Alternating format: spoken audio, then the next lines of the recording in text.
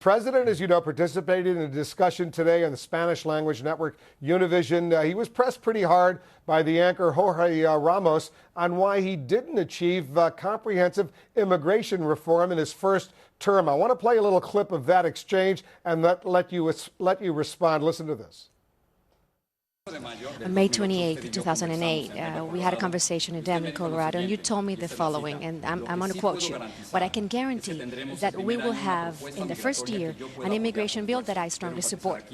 I confess I did not expect, and so I'm happy to take responsibility for being naive here, is that Republicans who had previously supported comprehensive immigration reform, my opponent in 2008, who had been a champion of it, and who attended these meetings, suddenly would walk away.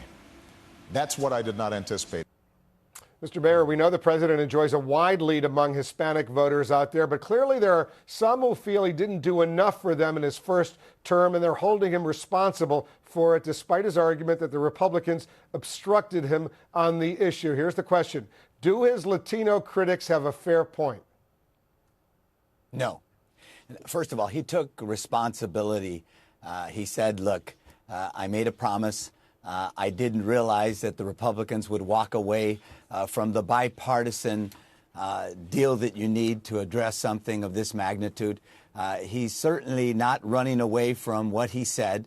But I think the vast majority of Latinos, and the last poll I saw is something like 68% of them support the president because they know he supports comprehensive immigration reform and Mr. Romney supports the self-deportation of 11 million people. They know he supports the DREAM Act. He did deferred action. They know that Mr. Romney does not, that he's highlighted his support for Chris Kobach, the Alabama and Arizona laws as models for the nation. They know that he's helped to bring out 2 million Latinos out of poverty. 150,000 Latinos have scholarships because loans because of his work, and 9 million Latinos will have health care because of the Affordable Care Act. So that's why so many people, Latinos, do support the president and don't support Mr. Romney. There are a small number that are still focused on the fact that we weren't able to get a deal.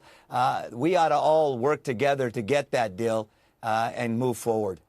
Secretary Gutierrez, your candidate, Governor Romney, he spoke to Univision yesterday. He appeared to try to soften his stance on illegal immigration to a certain degree. Listen to this. We're not going to round up people around the country and deport them. That's not, I said during my primary campaign, time and again, we're not going to round up 12 million people. That includes the kids and the parents and have everyone deported. Our system isn't to deport people. We need to provide a long-term solution.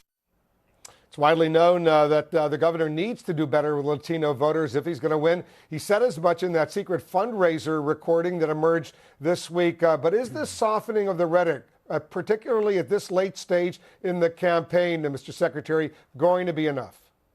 Well, look, the governor is saying what he believes and what he feels. He's not the kind of man that would round up 12 million people and deport them.